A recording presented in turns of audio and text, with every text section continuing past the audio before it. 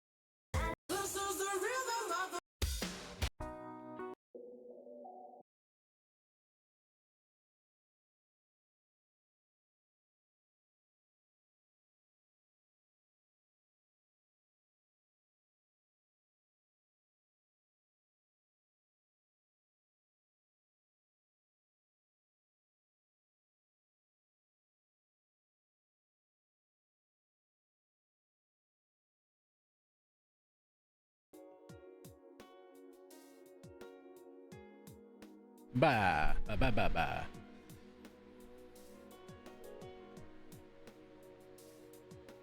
There. Looking at my YouTube video, the music was a little loud. Alright. We'll be working on episode 2 today. Alright, what happened last time? We're a transfer student called Anonymous. God damn it. And we're starting like, what, third quarter into the school year? He says 6 months. So, and people talk about their summer break. I don't know. It's confusing. Anywho, pretty much kind of like, I want to hug that gator. You're showing up at a new school your senior year. They're kind of doing a weird love story in this one where it's essentially a terminally online 4channer meets a terminally online Redditor and they fall in love. That's pretty much what I'm getting out of this so far. Anywho, you start the new school, you meet some new friends, you go attend a concert that's your potential love interest and her friends. Their friends. See, I already fucked it up. And they get laughed at. You're now trying to hide the fact you were in the concert laughing because it was sad. You kind of become friends. And you're a poor bitch on food stamps. You live in an apartment by yourself. That's about it. Let me get rid of that. There we go. Yeah, that's about it. So we'll continue.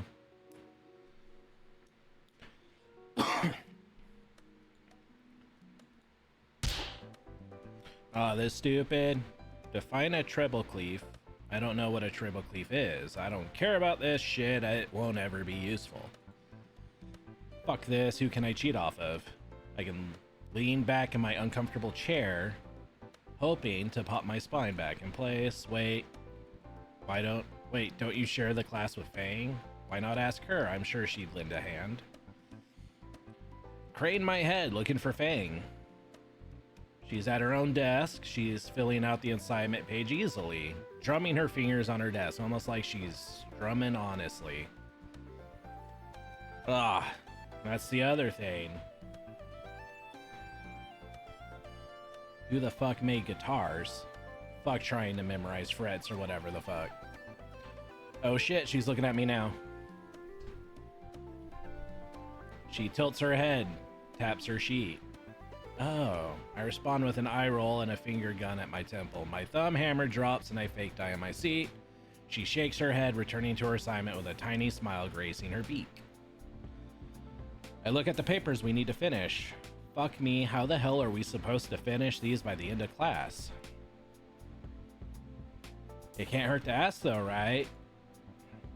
Maybe the Neon Nero had a good point. Still, interrupting Fang might piss her off. Fuck, I'll flip a coin. Yeah, she a little moody. They a little moody.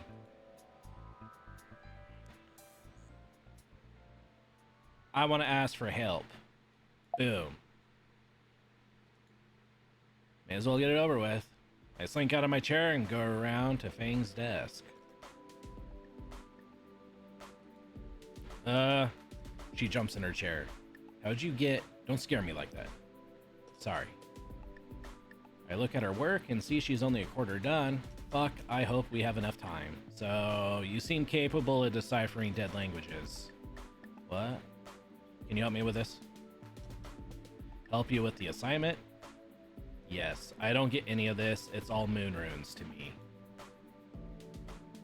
How'd you even join this class? Only selective that had an open slot apparently, even though it's mid-semester and I'm expected to be at the level of everyone that's been here all year. Fang leans her head down and holds her hands on top of her muzzle. I'm guessing that's supposed to be like pinching the bridge of your nose. Fine.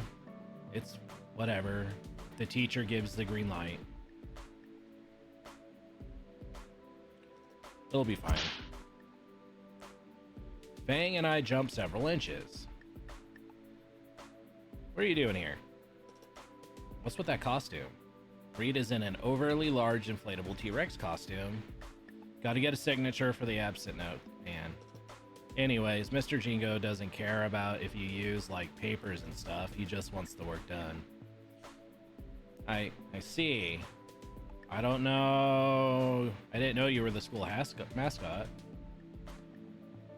There's, like, pockets in here, man. You get to bring a lot of cool stuff as long as you clean it after. I'm not even gonna bother at this point. Thanks, Reed. It's all good, man.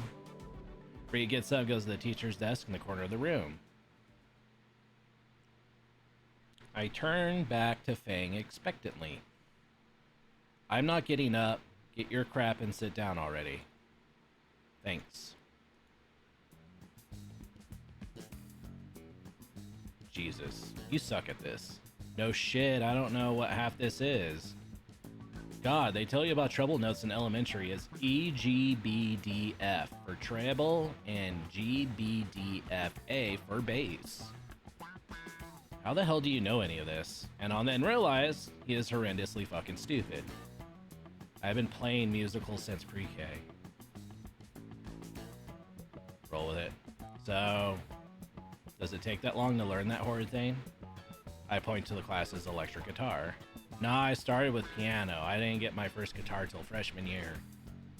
The piano? Isn't that the hardest one? I have no clue what I'm talking about. Maybe for some, but I started early and got ahead. My grandma had an old piano she would let me mess around with.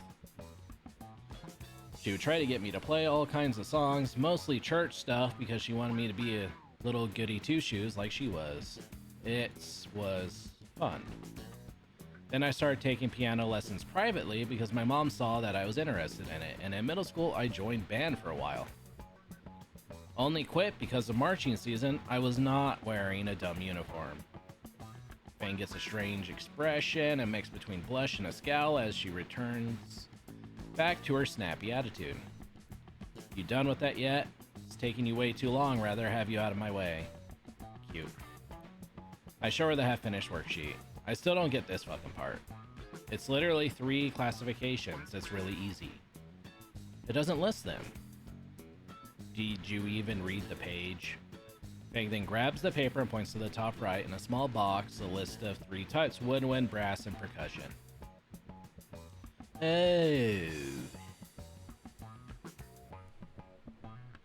You still need me to help you, or you got it from here? Of course I have it. I know this shit. It's just 3 categories. Percussion is simple enough. Getting the difference between woodwind and brass is a bit harder. Right, you know your stuff, your band stuff. Heard aside from Fang. I can't believe this. What is it? Why did you leave your old school? What? Where did that come from? Just wondering. Though I think I know the answer. Why do you care? You're here for just 2 weeks and you already wedged yourself in with my friends. I didn't really have a choice there. I just wanted to cruise through this year. I'm not good with friends. Sorry, I just had a feeling. I myself haven't gotten many new friends in a few years. It's like I make people avoid me. I don't like new people. That's weird. Fuck them, you know? Sure. You act like you have a hard time socializing. I'm not seeing it. Makes me think you didn't leave your school out of necessity, but because you must have really fucked up. I know you're kind. What did Fang mean by that? Well, it just came out of nowhere. I mean, geez. We're talking about how she can't get friends, and now she wants to know about that? Oh god, I'm getting hot. It's Trish. Trish told Fang, and now she knows everything. Play dumb, hopefully that'll work. I have no clue what you're talking about. Honestly, me neither. You're just some loser that knows nothing about music. You come in from your cave, or even your parents must have wanted you gone. And yet, you're now Both my science and music partner, on top of worming your way into my band and my friends. What is there to understand? She's laughing. Hey, you okay? That's funny, come on. I'll almost miss you when you leave and start finding your own friends. Whatever you say, Fang. With a roll of her eyes, she returns to scrolling through her phone again. I seriously wonder now what she meant. I gotta go. You're leaving so soon? I'm going to the bathroom, stupid. Alright, go piss, they. She knows. But how? She left her phone on her desk. I can see the imprint of the password being illuminated by the room's lamps. It wouldn't be right. I have to know. I reach over to pick up the phone. Some movement in the corner solidifies me. Why is Reed still here? Snurp. Oh, thank Raptor Jesus, he's asleep. Fang's password is... Wait. Only the one key is smudged. I guess it worked until now. In the messenger app.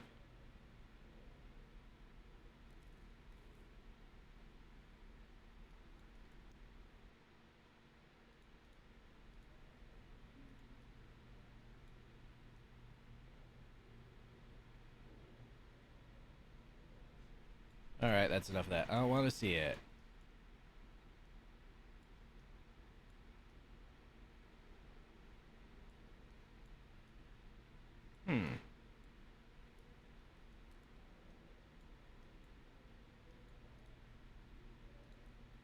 That surprisingly seems they mostly interact in person.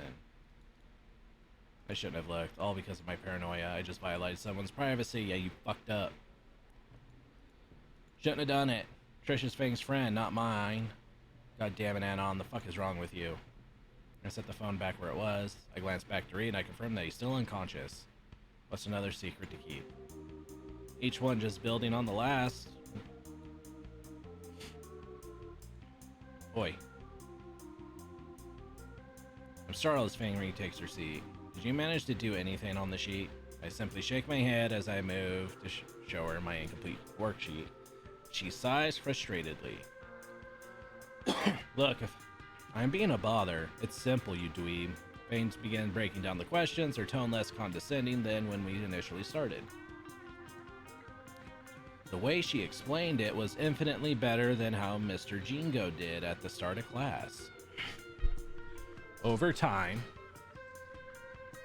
the sheet was slowly filled in. Things started to click now. Looks like you got the hang of this. Good job, dork. Fang smirks. I see a chance to strike. Helps to have an actual decent teacher. The slight red tint tells me I was right on the mark. There's also a steady thump thump thump of her tail on the back of her seat to clue me in. I can't help thinking of tugging on that appendage. Wait, the thumping. Thump thump, thump thump thump thump thump. Hey, is your tail drumming right now? Oh, yeah, kinda. Kinda? I'm feeling out of rhythm, thinking of a new song. Is that normally part of the creative process? Maybe, maybe not. You done with the packet yet? I groan. Half page left. That's just a crossword puzzle. I'm not helping if you can't even do that. I know. I have to resort to good old logic to resolve the crossword. The longest and shortest words are easy enough to figure out. But, thanks for helping me with the assignment, I mean. Yeah, sure. There's that red 10 again. I'll help again, I mean if you need it. Really? Thanks. Yeah, just... ding dong. That's the bell telling us to piss off to last period. Crap, I got a few words left. I guess the last words rush over the teacher's desk, turn in. Then I turn back and catch sight of Fang leaving the room in a hurry, tail between her legs. She's not that bad once you get to know her. I guess he was right after all.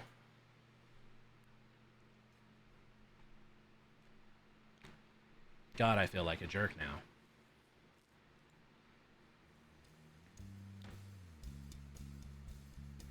It's been a couple of days since I snooped on Fang's phone. The guilt still weighs on me, but I found a way to cope with it. Even more aggressive shitposting on a Hungarian steak sampling vlog site. And I would be enjoying my day by myself in my apartment playing games and shitposting. It's Saturday after all. Except I'm walking to school. Fuck my life. As it turns out, the school keeps a log of what the Wi-Fi bandwidth goes to. And the IT guy probably wasn't too thrilled to see I was using it to download the entire Saturnia collection. Spear sentenced me to 1 week of campus beautification for using taxpayer money on a few dozen gigs of videos. Well, now I know the space the torrenting out a bit more.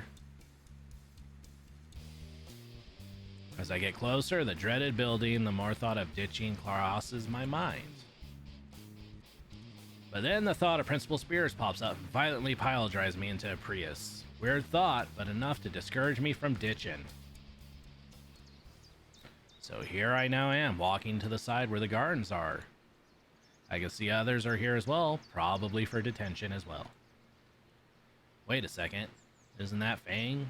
Why is she talking to the green weirdo from before?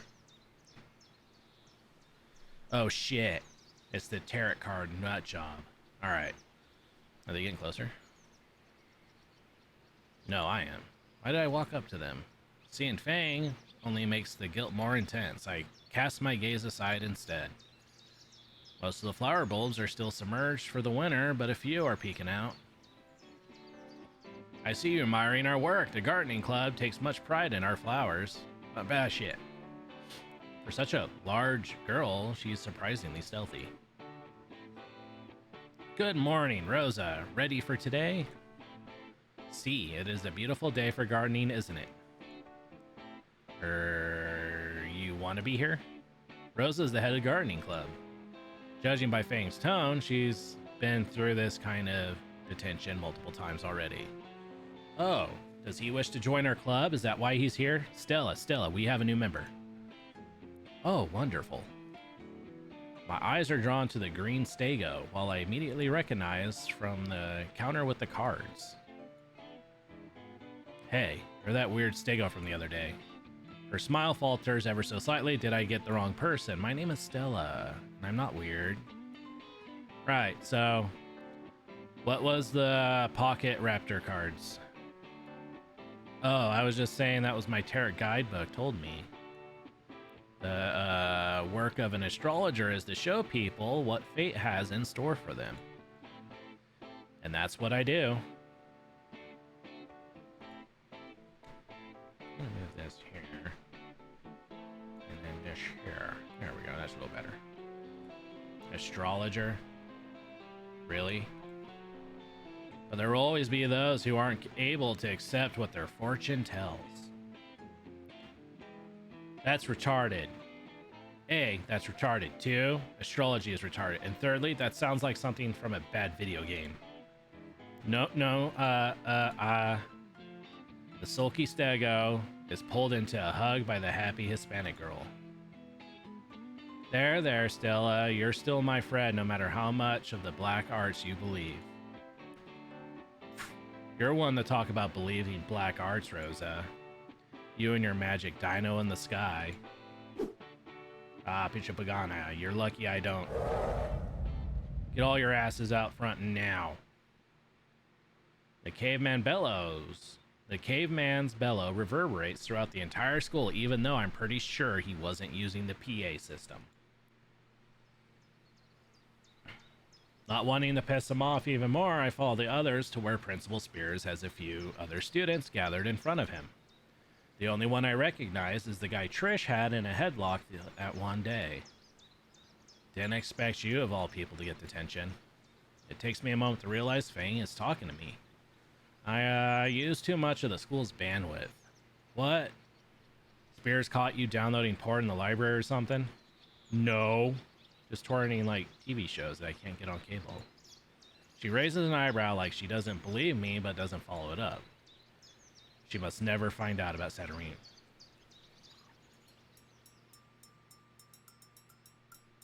I'm glad you could make it, Anon. I think it's just about everyone. Not that he gave me much of a choice. You can thank Naomi that you got off with campus beautification. She was quite adamant that it'd be more constructive than homeroom detention. Again? God damn it. First my schedule and the lunch card, now this. Can't she just leave me alone? Alright, I'm sure you're all familiar with Rosa. She'll be supervising. If I hear a bad word from her about any of you, I think I can fill in the rest. Spirit nods to Rosa, who reminds me of Naomi with how overly happy she looks. Thank you all so much for coming out with campus beautification today. If we all work hard and have a good time, we can get done before you know it. How can anyone be so enthusiastic about coming to school on the fucking weekend? So by the end of the day, we need to get weeding done in the gardens as well as replanting some old flowers, and some of the vines are ready to be trimmed. Vroom. Make sure you all get a pair of gloves and return them before you leave. Fang raises her hand. Fingerless don't count. Fang lowers her hand. You should all pair now to split the work evenly. Decide amongst yourselves. Even in detention, the partner curse haunts me. Everyone almost immediately groups off, leaving just me, and take a wild guess who else. I don't like how often this is happening. Can't say I'm a big fan either. Whatever, let's just take vine trimming and get this over with. Fang starts heading over to one of the ladders already set up near the wall. Wait, don't you need gloves? What? What? I'm not a wuss. You go get some if you're so concerned about a few cuts. I just don't get this chick sometimes. I get a pair of gloves and some loppers and rejoin Fang at the ladder. Alright, cool. Give me the snippy thing. I don't like the idea of you with a weapon very much. She flashes an evil grin. Hold the ladder steady while I do this. I've been here a few times. This is the easiest job of the three, if you say so. Fang is quick to scale the ladder, leaving me to hold it in place. I wish I could shitpost on my phone right now to distract myself, but my hands are occupied. Fang's disregard of me is made extremely clear as she carelessly lets the remnants of dead vines rain down on my head. I'm kind of glad I don't have hair, because I can imagine how bad it would be if I had these sticky plants being entangled in it. Oi, shift the ladder over, but you're still on it. Don't feel like getting down, come on, you can't be that weak. Whatever, I shimmy the ladder to the side, Fang's weight making the process more difficult. Damn my scrawny arms. Alright, this is good. She goes back to clipping vines and dropping them on my head. It started to build up on my shoulders and neck now, and now spots the vines have touched start to itch. Hey, she remains focused on the vines, dropping large clumps directly on my face. Hey, never mind. The follow-up clump was even bigger and lands right in my mouth. After I finish spitting the wad of dead vegetation from my mouth, I try one last time to get her attention. Bang. So through my blurred vision, I can make out Fang's tail shifting side to side. An evil idea comes to mind to get her attention. There's a less evil one, something that just shock her. I'm grabbing tail. Bam. As I reach out to her, she drops another clump into my eyes, blinding me. I blindly grasp at her until my fingers brush against something covered in scales. I give the appendage a sharp tug. There's a shrill cry. That's enough to get her attention. Stop, dropping.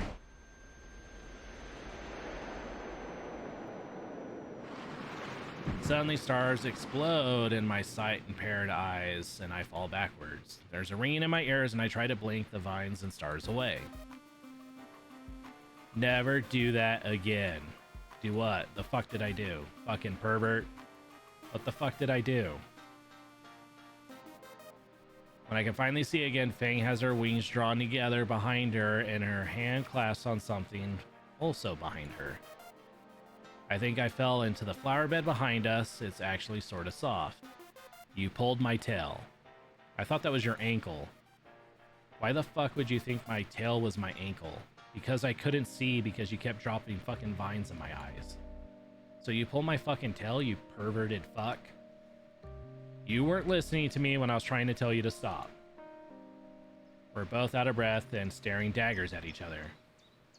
My eyes are still blurry and starting to itch now because of the plants. Fang is still protectively holding her tail as if I'd pull it again. What? Why is your face all red? I was trying to tell you, these vines fucking hurt. That makes no sense at all. Oh wait, yeah, humans. She tosses another discarded vine on my face. Cut that out. I report you for allergy abuse. That's the weakest threat I've ever heard. Actually, in general, you seem a bit milk with toast around people. What gives? I start prying off some of the vines stuck to my clothes. It's like, why waste time on certain people, you know? It wouldn't be worth my time to do something crazy. Fang leans forward on the ladder, pretending to be hurt. Aw, I'm not worth your time. Some people certainly aren't. Just never meant to amount to anything or do anything important. She drops the smug expression for a second. Anyways, you should get up. Rosa will kill you if she sees you crumple their stupid flowers.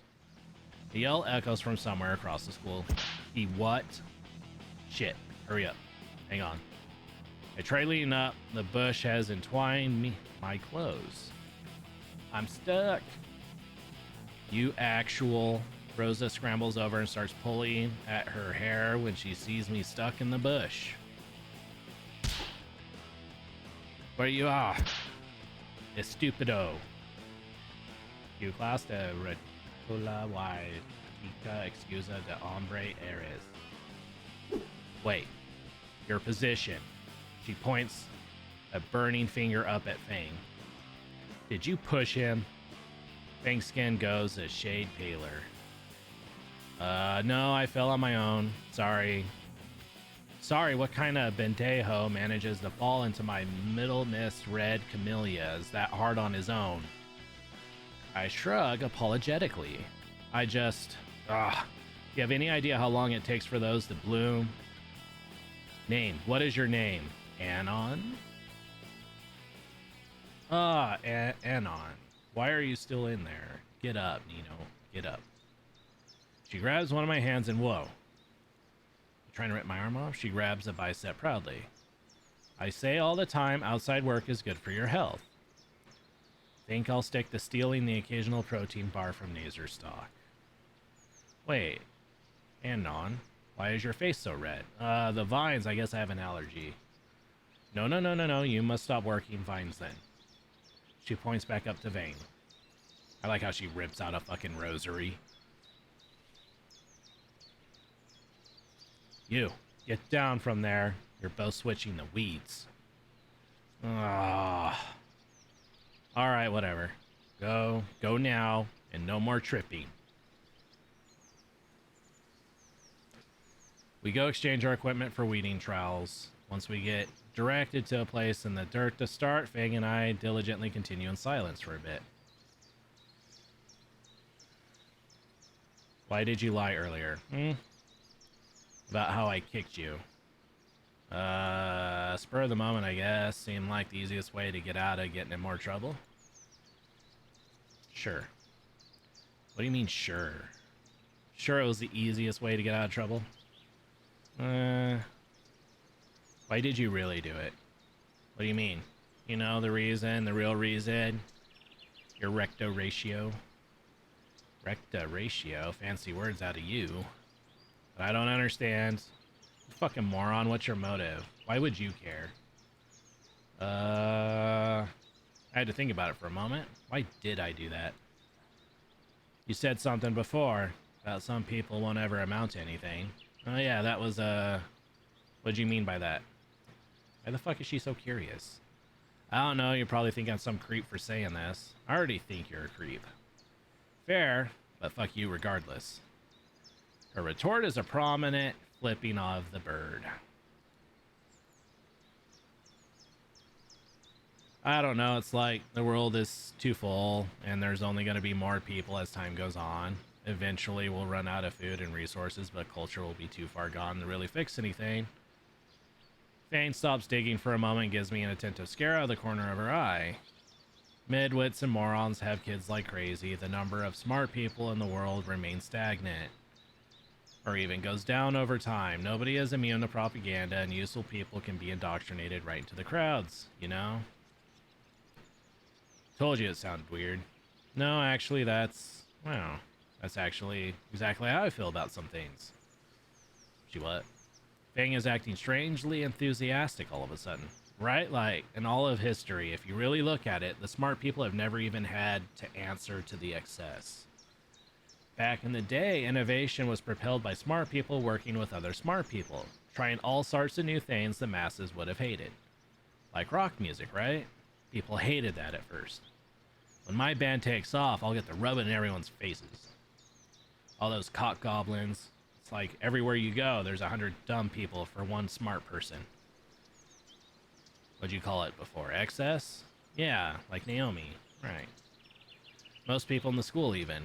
I can see it. Maybe Reed? Not sure. Rosa and Stella, definitely. What the? Mazer too, unfortunately. Oh well. All of them, sheep. You casually brush everyone aside like that. What does she think of me then? If you think so little of Rosa and Stella and everyone, why hang out with them? I don't like being alone. You don't need to know anymore. As long as there aren't the sort of people that showed up that day at our concert. Those lazy, talentless, inconsiderate, self-righteous, condescending excuses for peers. Thinking they can just make fun of our music. Well, it's bad music. Okay.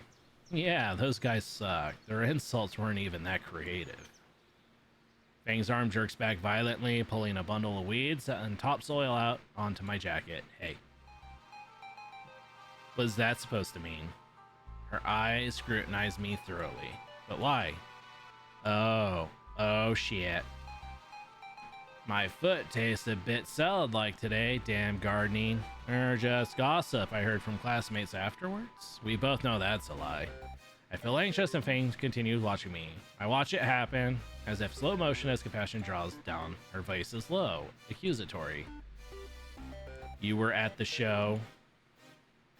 My heart stops. There it is. I couldn't have even hoped to hide it forever. Fang stands over me, her wings spread wide and her shoulders shaking. How do I explain this? We're close enough friends now, right? Probably just even joke about it a bit. Be honest. I guess honesty is the best policy. Well, Nazer did invite me to your concert, and I did end up going. Fang's expression hardens, and she crosses her arms. He told me there'd be free food, so I figured, why not? It's not like I knew I was going to end up it was going to end up the way it did. So why did you tell us you didn't go? Because I kept seeing your psycho friend hunting down everyone else who went. Why would I make myself a target? Trish was only looking for the dicks who... Did you laugh at us too? She jabs an accusatory finger at me. Fang, did you laugh? I open my mouth to answer, but the words aren't coming to me. Fang seems to pick up on my inability to answer. I fucking knew it. Hey Fang, I'm sorry, right? I didn't know. I can't believe you right now. Fang begins to storm off and I try to chase after her. Fang, wait. But my self-defeated clumsiness seems to have a different plan for me, and my foot catches on the pile of discarded gardening tools. And smack I go. The world spins and I land on my ass where we were weeding. At least something broke my fall. Wait. Isn't this the flower bed? Suddenly an orange terror descends upon me like I set off some sort of alarm. More Spanish. Maldito cabrón pelón cuidad de ahí porque esta plastando las flores. Sorry, Edmio. But you have any idea how long it takes to bloom? And for you to just tumble into them again? I jumped to my feet and quickly inspected the damage. The entire section of flower bed where I landed was imprinted with my outline like a snow angel. Just my luck. Rose, I didn't mean. It doesn't matter what you meant. Once is forgivable, but twice? Twice? Whoa, whoa, whoa, whoa. I am saved by the green stegosaur, grabbing the mighty arm of judgment out of the midair swing. You're about to get that Latina beatdown. Alright, Rosa, remember what we talked about. Steam erupts from Rosa's nostrils like a bowl. Don't use physical force to make people hurt, alright? Thank you. That's what manual labor is for, right? Yes, yes, of course. You, Anon, you will help extra 2 hours after everyone else. 2. 4 flowers? 4 flowers. Are you sure you wouldn't rather just beat me? I can do both. Where did Fane go? I did something I shouldn't have. She ran off. You ruin the flowers of friendship like you do my labor. You should go find Fang and apologize and bring her back. If you don't share someone's pain, you can never understand them. Did this bitch just quote Naruto of all things? If I weren't being directed to leave, I would have just bailed anyways. I saw her going towards the parking lot. I'll be right back. You better. There aren't many cars in the parking lot, so Fang couldn't be too hard to find. That pair of wings rustling in between 2 parked cars is probably a hint. Not sure. I silently approach, hiding behind the other cars in the lot. She huddled around the passenger door of a garishly yellow minivan. What is she... Shit, I gotta stop her. Fang, what are you doing? Fuck off, fuck knuckle. Fang, don't break into the teacher's car. We'll get... Shut the fuck up, cunt smuggler. I'm focusing on this. I'm over it. Why are you doing this? It'll be fun. Hehehehe. Why, you want to join in on a joyride? She looks at me like it's a genuine question. No, I don't. Fang, what are you doing? Stop kicking the car. Damn it, Fang. I don't know what more to say. Except I'm sorry. I messed up and it was a dick move. But if you keep this up, we'll both be going... Why do you care? We're already in detention. What's a few more days? To jail, Fang. Go. Away.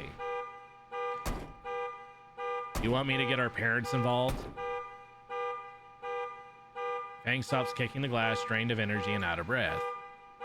Thankfully, the glass isn't even scratched. You're right for being angry at me. You're talented and skilled, and I got nothing to show for myself, and what I did was wrong. But you're better than this. Come on. Fang won't look my direction. At least she hasn't started kicking the car again. Might be a good idea to give her some space. All of a sudden, I feel like I shouldn't be here. Hey. What are you guys doing in my car? We freeze. Get the fuck out of Dodge. Fang immediately bolts towards the front of the school. I follow after, legs pumping furiously, and attempt to both catch up to Fang and avoid the teacher screaming at us. I sing Fang veer into the school, the door closing slowly after. By the jacket of my back, I'm able to slip in just before the door shuts completely. Fang is panting in the stairwell near the door, and I'm sure I'm redder than I was with the vines. Why did you follow me? Why? Because I'm sorry. Her sneer returns and she makes to turn away. I fucked up, yes. I was at that concert, and yes, I laughed. I never expected to actually become your friend. Her wings block my view of her. She hasn't left yet. Maybe I can fix this after all. I just wanted to coast through school. I was happy being a loner. I've always been one after all. Without a word, Fang climbs the stairs. Fuck. I consider following her, but her silence was evidence enough she wants nothing to do with me. And standing here by myself, I have to think of my own admission. If Fang leaves me alone, I'll get exactly what I want, right? She could probably talk Trish and Reed into leaving me alone too. I'll get the easy life I wanted. So what the fuck do? I feel absolutely empty right now. I sigh and slump over the stairs. Can today get any worse? Oh, the principal's gonna show up now.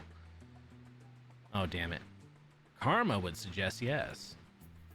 Oh. You know, I always thought that tempting fate thing was a dumb cliche. It still is, but maybe still has a good point about astrology. Rosa, I found our errant runaway.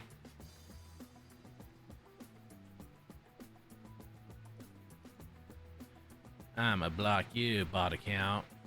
Banned. Alright. I hear the shrill screech of a Latina banshee approach. Where did you go? You were supposed to get Fang and return. Return! Oh, right. Yeah, sorry. You will be sorry. There's 2 hours left for the rest of the students, but that makes 4 for you. Do not worry, Anon. We stay as well. Great. The next few hours were grueling hell. Carrying bags of the most rancid-smelling fertilizer back and forth, clearing entire sections of flower beds of weeds using only a trowel, trilling the same flower beds by hand. I don't think the phrase breaking labor was supposed to be literal. As expected of hombres, I could already tell that by the end of the day I would have crippling arthritis. Fang returns eventually.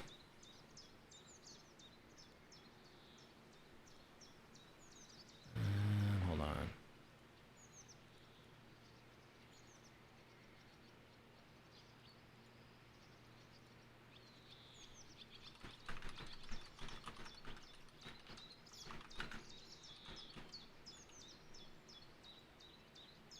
Alright. Close. Alright, there we go. Fang returns eventually, but still won't talk to me and just sticks nearby cutting vines. Only an hour has passed, but I'm about ready to sleep for days. And on. We will now be replanting the flowers you destroyed. Destroyed is harsh. But I don't know anything about planting. You speak nonsense. Come now. I'll teach you. She motions me to get on my knees next to her and hands me a clump of dirt with a juvenile daisy in it. I will dig hole, you will replace it. You will place it in. Very simple. I somehow almost dropped the flower. Yeah. I don't even want to think what would happen if I messed up a third time. Rosa points up at Fang, who is aggressively trimming back the vines. Fang, do you want to plant some too? I'll pass. With a practiced hand, Rosa clears out a cylindrical hole deep enough for the clump to go into. Okay, it's ready.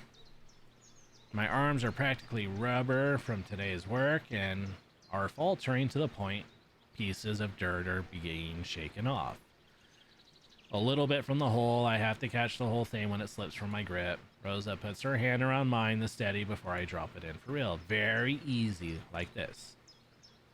The bulb is placed in the hole and we let go. Rosa quickly fills up the patch of dirt with the trowel, leaving only the stem and flower visible. You did it. Doesn't seem like I did much. Hush now. We still have dozens left to do. A keening whine rumbles from my mouth. I just can't take the beating instead. Can't I just take the beating? I'll do it. I'll do that if you really want. Do you want to borrow my slipper? I prefer the shovel. Aim right here, and do not resuscitate after. Fang's chuckle helps to lighten my mood. Maybe. I continue replanting flowers under Rosa's caring yet Orwellian supervision. At noon, the bellowing of our principal calls us back to the front of the school. Thank you all again for showing up today. I hope that through your hard work, you all learned a valuable lesson. I catch Fang rolling her eyes from the corner of my vision. Please do stay safe on your way home and try to keep out of trouble in the future. Dismissed. Not you, Anon. You stay. Right. And before everyone goes, Stella approaches holding a covered pot and paper plates. I made lunch for everyone. The small crowd gets a bit more energetic. Home cooked mole poblano, enough for seconds and thirds. I graciously accept a plate and stack it high with sweet, salty, sweet goodness. The hot food is absolutely heavenly, reinvigorating me a bit as I bite into the Mexican meal. So filling. Yeah, I wish I could cook like this. Wait, I look around and see that the only ones left are Rosa, Stella, Fang, and I. Even Spears has gone home. Fang, about... Alright, Anon, back to work. You still owe me 2 hours. Oh, don't be sad. You're a natural green thumb. When you're not laying on my flowers, that is. I don't really get compliments. It's just circumstance. It's not like I'm actually any less lazy or unskilled. Hold on, I'm not done yet. We can wait a while. You two finish. Y'all need your energy after all. These guys aren't half bad. I thought they were slave drivers, but then again, I did ruin their hard work. Stella, I've been meaning to ask. Why are you like this? Like what? You know, the whole thing, astrology and quoting. Video games. Oh, I don't know. I guess it's just the stuff I like. Right. Why do you ask? Oh, you're interested in it too?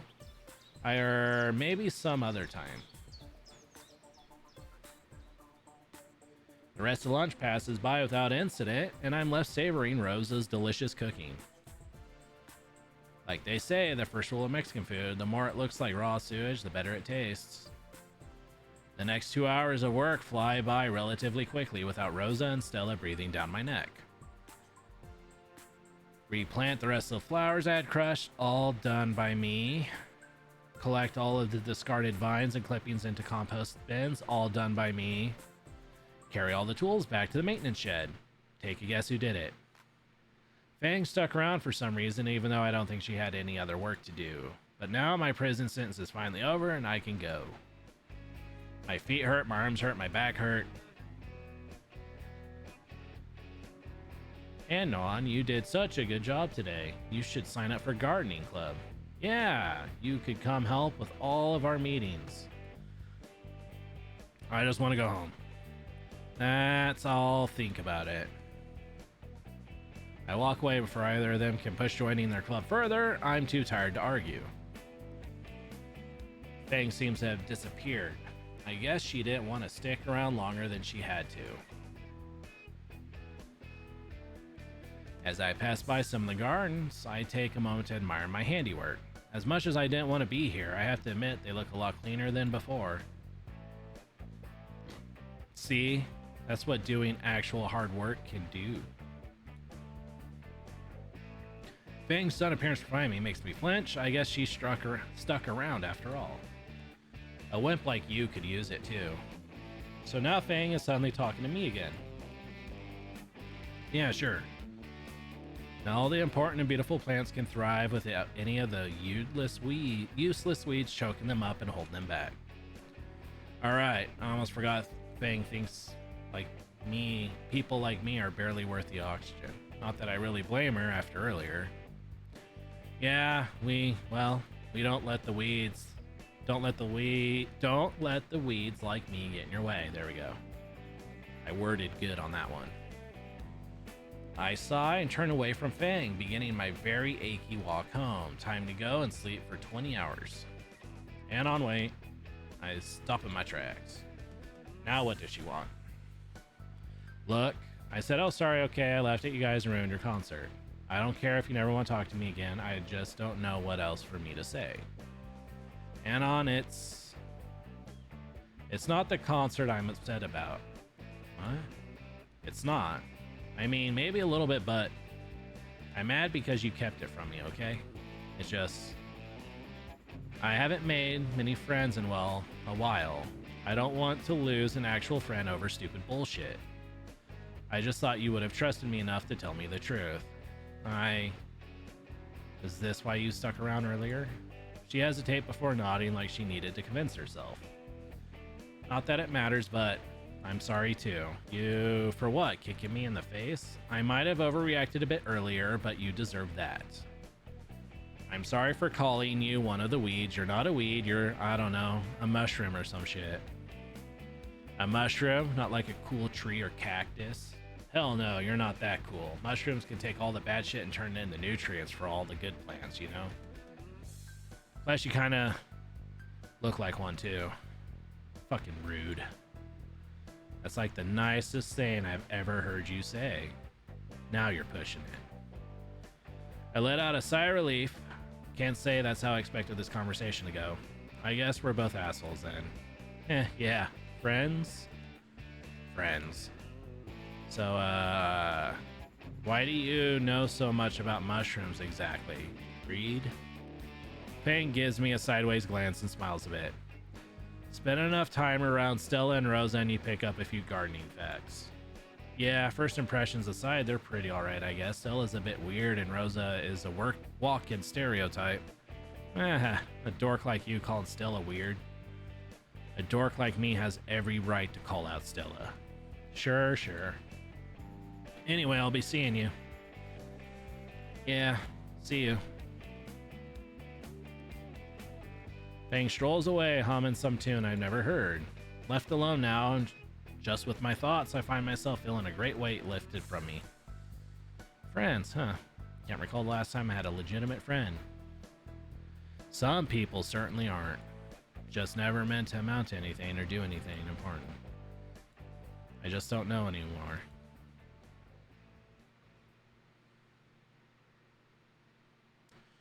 I set off for my apartment, body sore but spirit soaring. 1 month now. 5 to go and I found myself in a predicament. I'm enjoying my time with Fang. Most of the time just talking about stupid shit. Like our mutual love for wire fu and comedy movies. We're both ventriloquists. We are both ventriloquists and we practice every day. He carries a basket, he carries a paper roll, and we both have sis. But there is one that's for sure my friends, and we are ventriloquists. Almost every day now I'm either at her desk helping her in science or working on a lab with her. Or she sat next to me, just decrypting the mystical arts of not sucking at music. I'm talking more with her than anyone I've ever talked with. Not to mention lunch and after school, it's less hiding from Tangerine Tyrant and Nazer these days and more spending time with Fang and Reed. Even if she's constantly checked out and smells of burnt skunk. The fuck is he on anyways? It's Carf, bro. What? Carfentanil. Whatever. Fang and I and the gang are pretty alright. Trish, though, every day she gives me the same look of distrust and put upon sigh. As if I'm some kind of chore to deal with. Whatever. It's not like she matters in the long run, but I find myself having these weird thoughts lately. Like, is any of this real? I tumble backwards off the stage.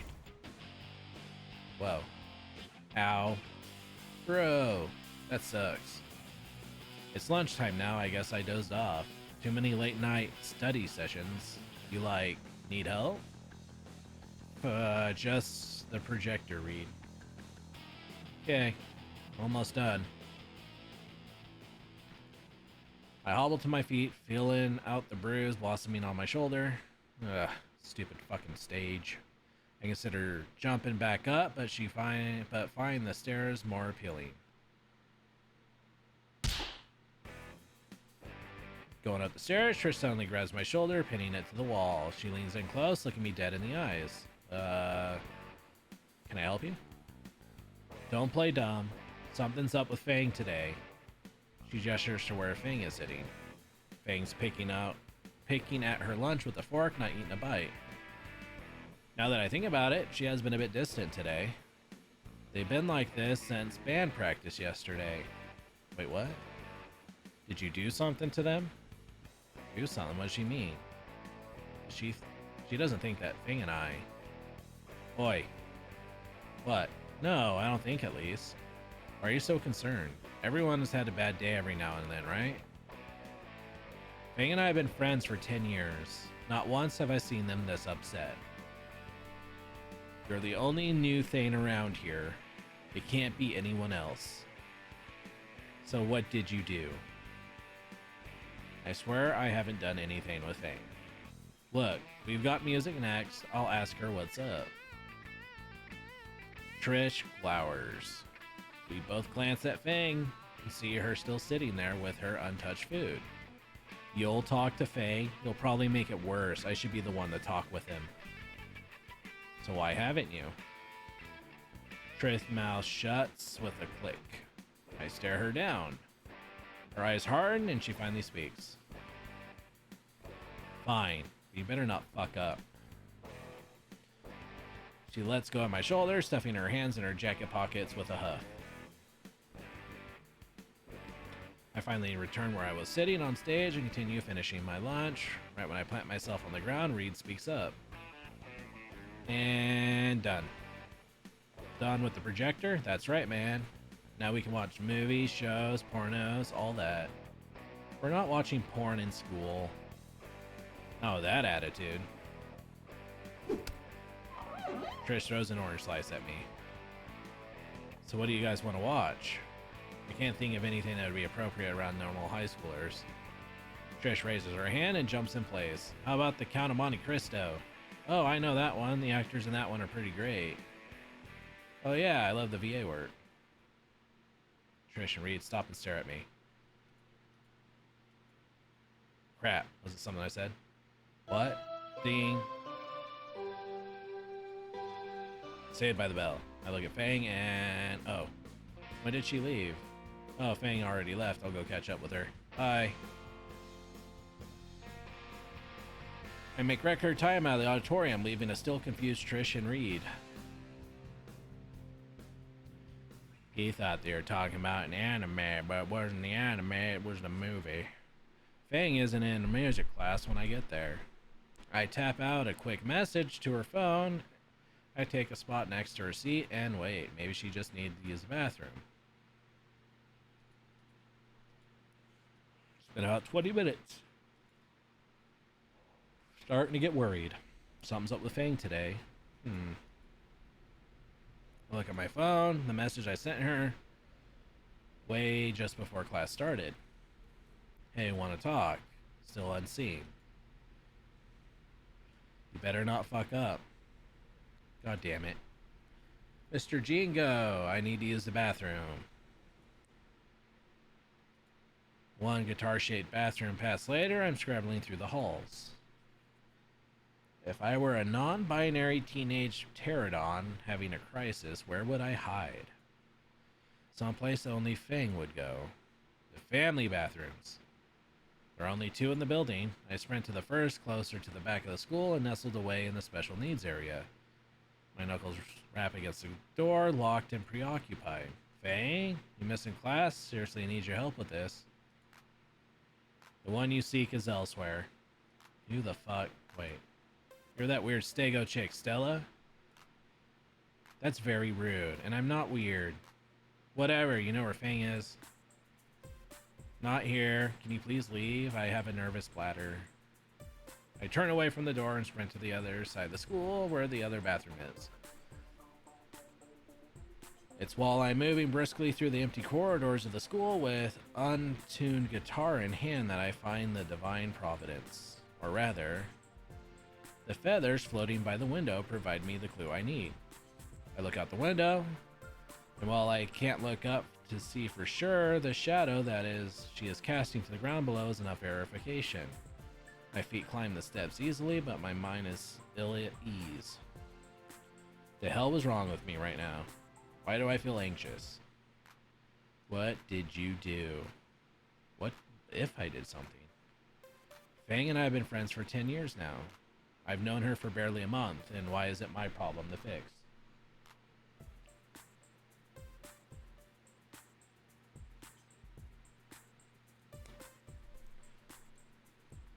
Not once have I seen them this upset.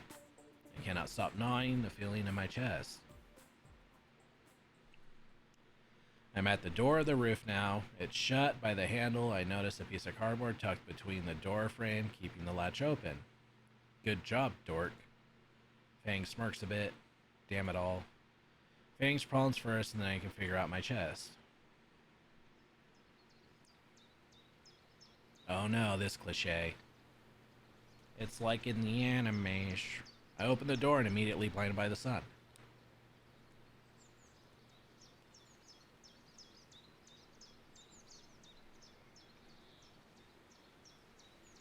I shade my eyes. The door clicks shut behind me. Oh, shit. Who's the... Anon? What's with the guitar? Fang is sitting atop the stair enclosure looking down at me. Mr. Django's hall pass. I kinda needed help with sheet music again. Wow, you really suck at music. Yeah, I really do.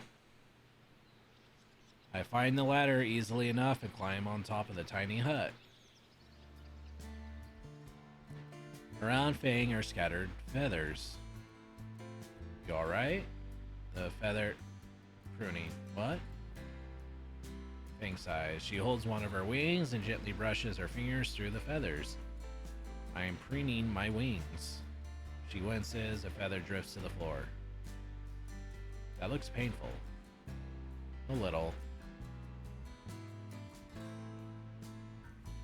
I sit down next to her and look at Volcatera Bluff. It's a beautiful view. It's a distraction. You ever... Let her have her moment. There's a time to speak and a time to listen. You ever feel like you just don't matter?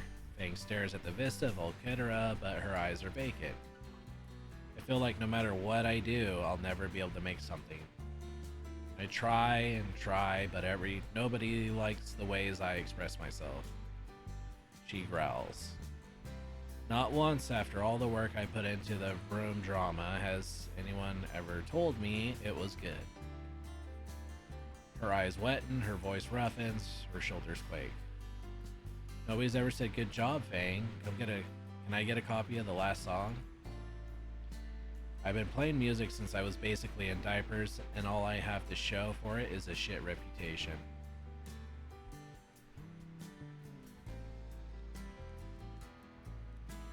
Her hands curl into a fist, her nails bite into her palm, and I can clearly see the trickle of blood. How much harder do I have to try to get people to notice me? Her fist clashes down on the floor. Even my own parents. When my dad looks at me, he just sees a lost cause. Oh, Fang is the scene teen. Better focus on that one that isn't broken so we don't screw up again. She punctuated her shouts with her fist, striking the roof beneath her. Her fist lands softly one final time, uncurling to reveal the bloody grooves her sharp nails have left. Watching her break apart is causing the dull pain in my chest to intensify. Why can't I be popular like him? Fangs deflated completely, all her anger gone, replaced with melancholy. Nazar doesn't have to try at all. Even crippled, he just breezes through life. Why does he get straight A's? Why does he get my parents' attention? Why do I have to be the burden on everyone? She grabs her knees and buries her face in her lap. Interrupt. Here's a good place to butt in. You aren't a burden to me. Fang removes her head from her knees and looks at me with pleading eyes. What? I'm your friend too, right? I don't think you're a burden. Fang sniffles a bit. Here's what I think. I put my arm on Fang's shoulder.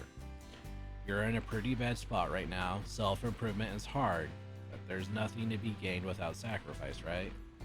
Fang gives a slight nod. You need to step out from your comfort zone more often, even if you think there's no time. There's no harm in diversifying, right? Fang looks away from the coastline and to me. I don't know. Maybe you're right. You could also try harder to get along with Nazer. I guarantee that there's not much in the way between you two. You'll be there to support me, right? Sure. I don't know if I'm strong enough to do all that. I believe you can be. Being weak is nothing to be ashamed of. Staying weak is. You don't have to do it alone. Fang embraces me tight. Thank you. We sit in silence for a few minutes. Eventually, she lets go.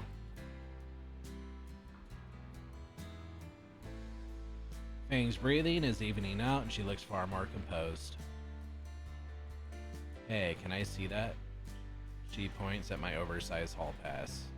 Yeah, sure. She takes it from my hands, our fingers brushing for a second. She blushes while she handles the acoustic bathroom pass. I think I finally got the tune. She finishes tuning the guitar and tests it with a nod to herself. She begins strumming. The rhythm is slow and the tone is soft, enough so that her humming blends perfectly with it. I lean back, bobbing my head along to the impromptu music. The streaks from her tears that had once marred her pretty face only help to highlight her soft smile now. I hum along now too, which causes Fang to giggle. The rhythm is slowing to a crawl, the song about to end. With the meteor coming soon, everyone's going to die, so I'll say to everyone, goodbye Volcano High. The lyrics surprise me, but I shrug it off. You ready to get up? Fang nods and wipes her tears one last time with her forearm. I stand up, pop my back, looking out over the fence at the ground below. From here I can see the afternoon sun starting to encroach on the skyline. Turning to Fang, I crouch a bit and extend my hand to her. She moves her bloody hand to accept it, but hesitates. She softly grasps my hand. She winces in pain. You know, it's strange. I expected the alarms to go off again, but this feels different. More natural. I'm careful to hoist her to her feet, mindful of her injured palm. But her beak accidentally bumps into my cheek on her way up. Yeah, there we are. Fang's eyes contract and she instantly hops backwards, covering her muzzle with her hand, turning her head away in frustration. I clench my lower jaw and look at my palm, slick with sweat and her blood. The silence continues for an immeasurable amount of time. So that's how dinos kiss, haha. Fuck. Not really. Yeah. I look for something, anything to say to end this awkwardness. I look for the hall pass guitar. Wait. I check my phone, seeing that Mr. Jingo class will be ending in 10 minutes. Fuck, the assignment. Fang finally looks my way again, through her face is still blush. What? Mr. Jingo's assignment. There's no way in hell I'll be able to do it at home. Fuh. Fang's hand tries to cover her beak, failing horribly to contain her giggles. God, you really suck at music. I glare at her. Why don't you just drop it? It's an electric anyway. Because I need to maintain my GPA for college. Because I kinda like it. I blush and look down the entrance of the roof below us. Maybe I'll help you. Fang hops down, her wings easing her landing. I owe you for the fucking therapy session anyways. Oh, thank fuck. I climb down the ladder. Those wings must be really convenient. Who the fuck is up here? The door flies off its hinges, through the suicide fence and over the side of the building, crashing loudly into the concrete below. I know someone is ditching up here. My hunting instincts can tell. Oh, double fuck. You. Principal Spears looks at us, fingers pointed at me as if a fire special beam cannon through my chest. And all my goddamn years on the top of the roof explain now. Bullshit mode activate. I got lost looking for the bathroom. Spears incinerates me on the spot. Estrus season. For a brief instinct, I picture Fang in a bikini. Kapow. Hot. Fang gets a similar stare and withers down.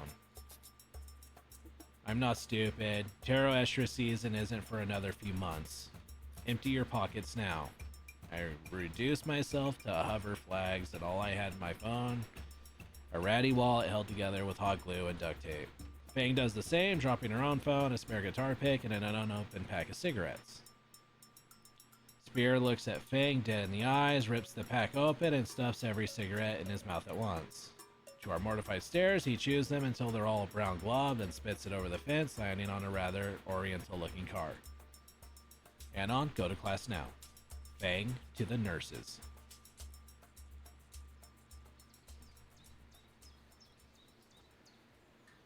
I looked Fang one last time. She looks like a mess. Her wings are ragged, feathers misaligned, and clear patches of them missing on one. Stains on her legs from her makeup, tears, and blood. Drying blood on her hands, arms, and beak. Eyes puffy and red from crying. But her smile was... I wave her goodbye and wordlessly return to class.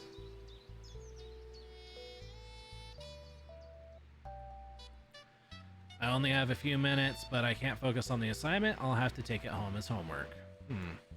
Maybe I'll help you. I take out my phone and consider messaging Fang again. My heart thumps roughly in my chest. Just what is it with me today? All this drama, when did my life become a soap opera? Even included a dramatic kiss. I look at my hand, her blood now dried and dusty on my palm. Did I count that as a kiss? I mean, it was unintentional, she backed off. Geez, my insides feel like liquid. Surely, that's just my disgusted reaction to Spear scare tactic up there. Nah, this isn't fear. Unlike a bottomless pit, the feeling is pleasant. It's love. Yeah, I kinda like it. I wonder if Fang... The feeling intensifies, but why? I only thought of... It's not as if she... But...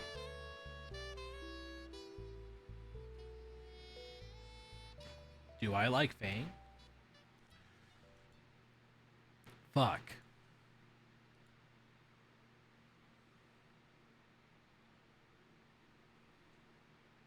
One month later. I'm laying in bed on a Saturday morning. It's been raining the last few days, so I'm stuck inside. Not like I had any other plans. The forecast says it should clear up today. There's no new games out. My backlog is just a perfect size of fuck that noise. I don't even feel like baiting on a certain basket weaving Polynesian forum.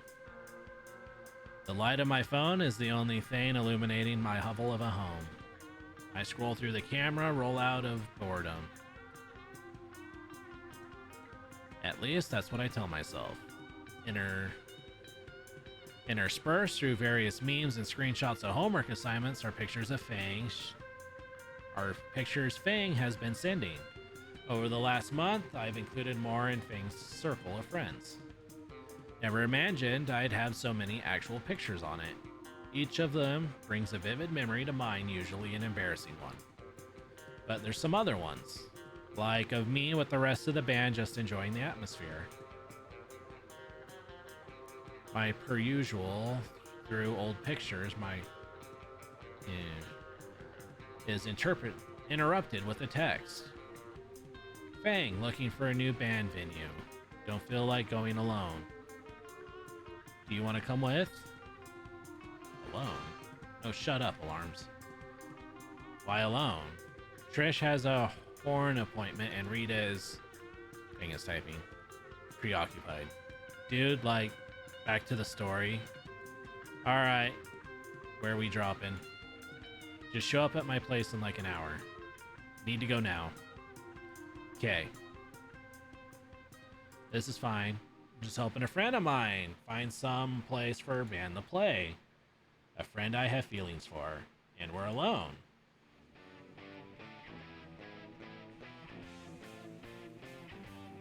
Just hanging out. Calm down, Anon. Calm down. I boot up my computer and start a gotcha thread on Taiwanese rum brewing blog site. Their soothing replies bring our heartbeat down to an acceptable level. Top it all off, the insults the mods, and then to top it off, I insult the mods and report my own post so I know they have to see it. I am become Anon, collector of views and posters of shit. By now, the rain has subsided. Still feeling refreshed, I grab my jacket and start making my way across town to Fang's house.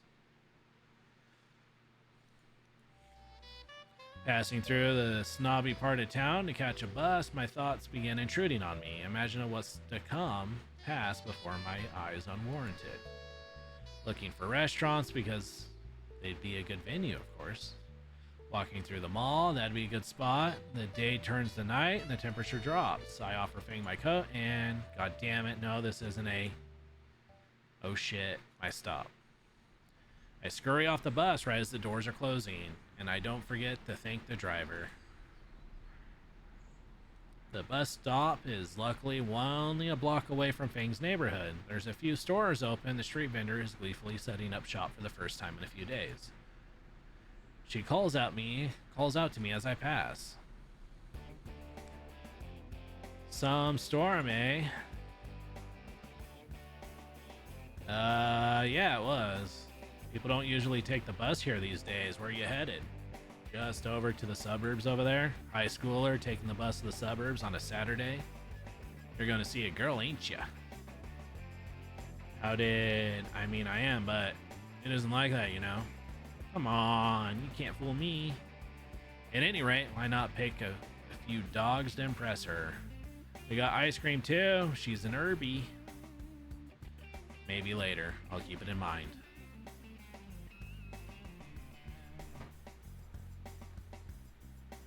I turn to leave. Behind me, I hear the vendor mutter to herself. To be young and in love again. I picked up the pace.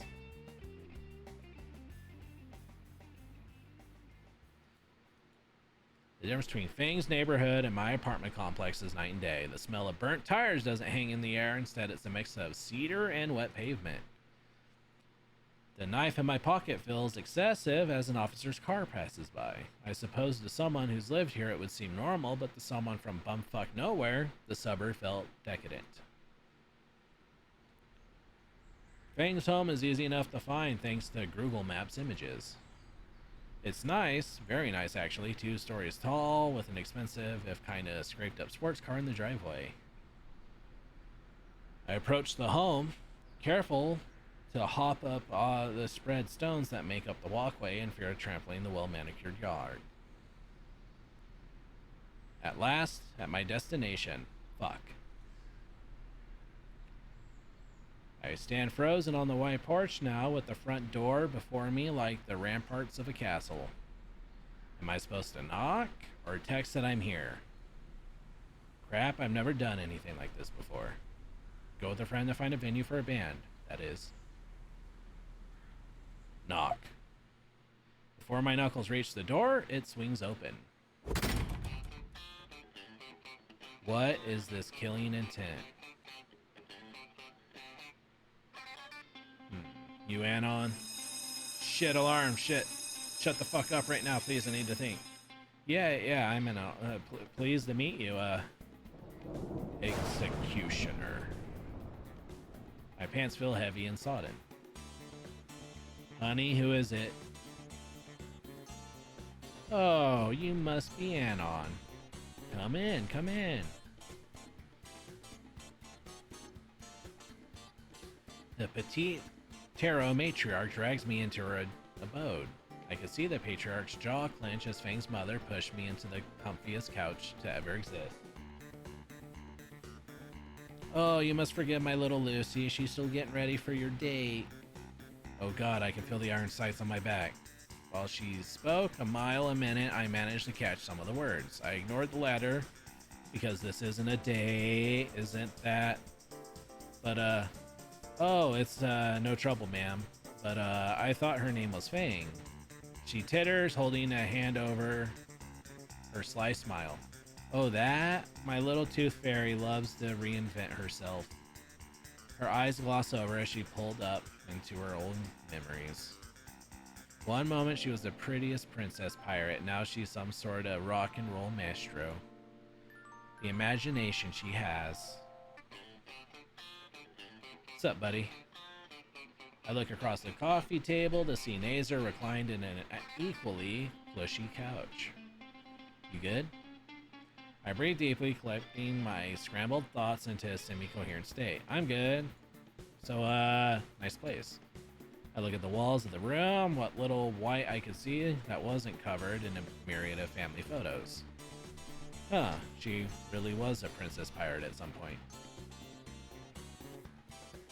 Home is where the heart is, as they say. Sweet Raptor Jesus on a cross. Oh. Is that a sin to think that the cross hung behind Nazer's head? I look back to see Cream Queen of the Kremlin, a tray of the smallest cups to have ever seen in her arms. Nazer, your mother made us some tea. Isn't she the most wonderful woman? Blah. She's no, I'm not a fan of that hot leaf juice. Naomi navigates around the couch and coffee table, setting the tray of treats and tea before us. Would you like some? I'll pass, thanks. Something's not right. What just happened? I look back to see where Naomi was standing. The entire opposing wall is covered in various hunting trophies. 2 bears, a whole school of fish, a falcon, 2 deers, a rhinoceros. I may have made a huge mistake. The love seat to the left of me scrapes forward into my field of view. Fang's father leans back, carefully examining and polishing a golf club. Maybe I can turn his trophies into a conversation piece, extended olive branch, so to speak. What gun do you use as the hunt? What gun did you use to hunt these? Gun. My hands folded into my lap and I still a million yards into the wall clock ahead of me. So, Anon, was it? You a big fan of golf? Nazer dons a similar pose. I played mini golf before. That's a good start. Good start. Nothing beats the real thing, though. You ever play golf before, boy? Don't say we golf, don't say we golf, don't say. No, not a proper green before. Not on a proper green. Nailed it. Well, this is my favorite club right here. A 9-iron. He finishes polishing the head of the club and rotates it ever so slightly so I can see the reflection in the metal. Now, irons are by far the most common and most useful out of your standard club set. Anywhere you won't need an extra, push the iron will do. His gaze makes its way from the club to me as he lays it across his lap. I gulp and sink back into the couch and attempt to hide among the cushions. Of course, this is all due to the solid steel construction and your own efforts. With the right quality club and technique, you can almost feel the ball cleaving in twain when you strike it. And I assure you, Anon, that my equipment is of the highest quality and my technique is impeccable. Fang's father stands up. Stepping on top of the sturdy coffee table, his club is lined up and I can see my reflection in the impromptu ball. With a well-placed motion, he demonstrates a perfect swing in the middle of the living room. I can practically feel the air sliced in half as an image of the impossibly large pterodon standing over me with club flashes momentarily. Fang's father laughs, heartedly setting the murder tool aside as he reclaims his throne. What fine form, sir. Dear. Fang's father flinches. How many times have I told you about intimidating suitors? This is the first boy our little tooth fairy has brought home. What about Reed? The father shrunk under the patented mother's leer. You know that boy isn't right, dear. I feel a smidgen of sympathy, but keep quiet to avoid similar treatment from her. Oh my god, Mom. Not in front of my friends. Fang is on the foot of the stairway, frustration clear on her face. I look to Fang with hand claps together, silently pleading. Oh, are you ready for your date now? I lurch in my seat at that. No, we just need to find a venue. Just you two, though.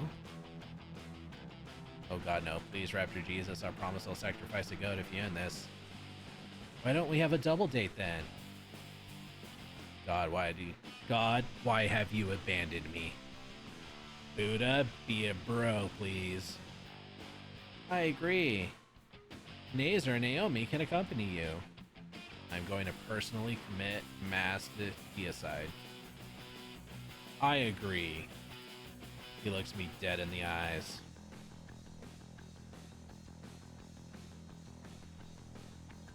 More people means you're less likely to do something reckless after all. I don't know. I don't think Fang would appreciate. Fang's father puts his arm around Nazer's shoulder and pulls him aside. You'd love going with your brother, Fang. Right, Fang? Absolutely not. I'm perfectly able to find somewhere to play without anyone's help. Especially his. Come now. How many opportunities in your youth will you get to spend time all together like this? Hopefully none. Aw, but you used to always spend time with little Nazer. Her eyes gloss over again. Like all those times you used to bathe together. Mom! Fang's father gives a loud pat on Nazer's back and he returns to the conversation. Yes, I think a group date is an excellent idea. We should all go together. Nazer shaking like a leaf in a monsoon in the middle of an earthquake with a meteor hanging overhead. It's not happening. It is. Fang and her dad lock eyes. The tension in the room mounts and stare down draws on. The moment long entirety finally ends though. Eventually Fang flops her head back in defeat. Fine. Let's just get out of here. Gladly. Naomi gives a little cheer and tugs her still catatonic Nazer by the arm out the door. I give a polite goodbye to Fang's mother. I extend a hand to Fang's father, and the 8 bones in my palm are squeezed together, being ground into dust under the immense strength. The 5 bones joining my fingers to my palm threaten to splinter from the powerful grip. The rest of my bones in my hand try to separate from the vicious shake that Fang's father ends it with. By the time I get outside, everyone is getting into the fancy and beat up car before. Guess it's Nazer's. Come on, Nazer. The day is still young. Nazer, still mentally fried, is being goaded by Naomi into driving to the city. He robotically enters the driver's seat.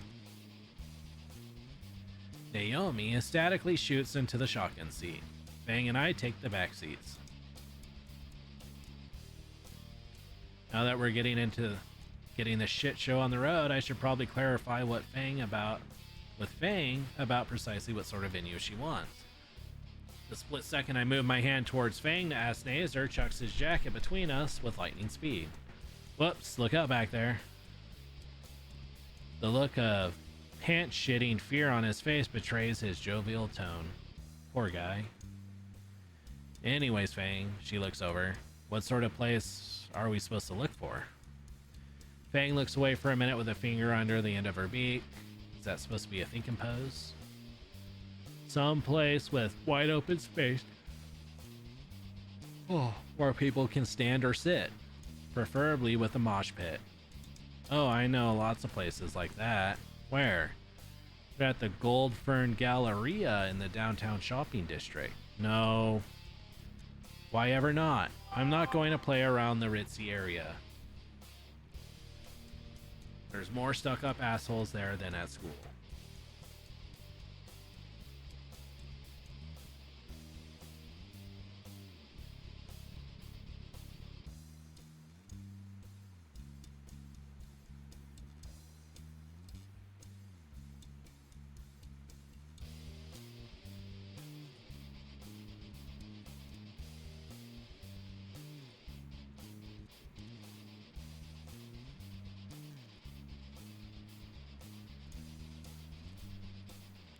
Naomi shrugs and turns back to Nazer. In that case, we should just park in the middle of the city and work our way around.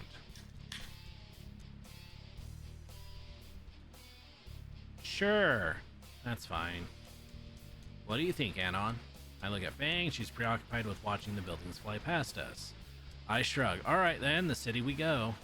Naomi turns the radio on, shattering my ears with the most nauseously upbeat love song on max volume. I'm left to reek as the song violates my virgin ears with its too cheery tune.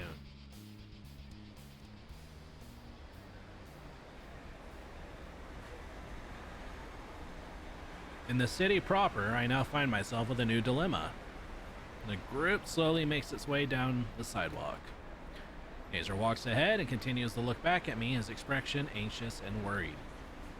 Fang refuses to speak and gives everyone and everything a vicious sneer.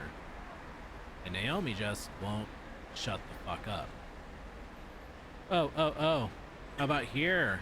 It's so spacious and the food is to die for. Oh, I love that restaurant. Maybe we can ask them. Oh, and then there's this nice cafe, and then they even have a piano.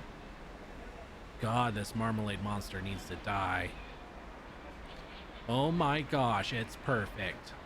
Naomi stops the group before a large glass window, passes a large open room, sparsely filled with minuscule round tables and with candelabras set atop them.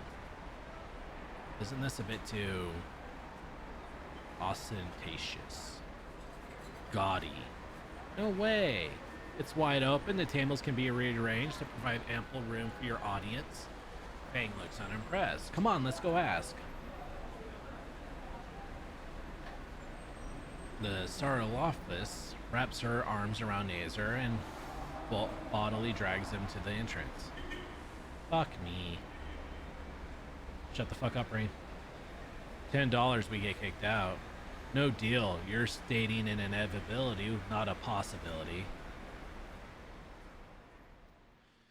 We follow behind the pair to find Naomi pestering the Mardi for possible arrangements, clinging as the poor man just stares off into the middle distance while Naomi prattles on, obviously. And if possible, could you include maybe a dinner ticket option for... The Mardi looks towards us, or rather Fang, and scowls. Our esteemed establishment caters exclusively to those with an appreciation for fine culture, culinary, and otherwise. Might I recommend that you vacate the premise at once, or you'll be requiring an escort. Where's my $10? Up your ass, I told you no deal. Nazer tugs a bit at Naomi's arm, and she stomps back to the entrance in a huff, with him following. Huh. I decide this place isn't good enough. Sure. Don't be mad, Naomi. He isn't worth getting upset about. Nah, he's worth it. If it were me, the band, they'd have one less tire on all their cars. Nazer raises an eyebrow back at Fang. She responds with a smirk and a middle finger. Wait, I want that. Give me a second.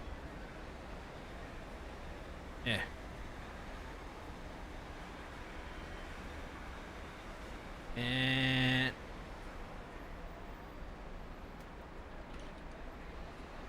there we go. That's for me. Okay.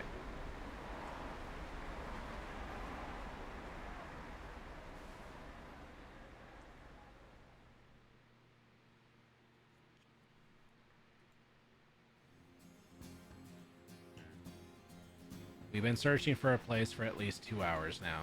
Fang is barely holding herself together, judging from her angry muttering. A lot of muttering, mostly including words like murder, knives, and particular genitals as pincushions, but profanity taking up a good half of what escaped her beak.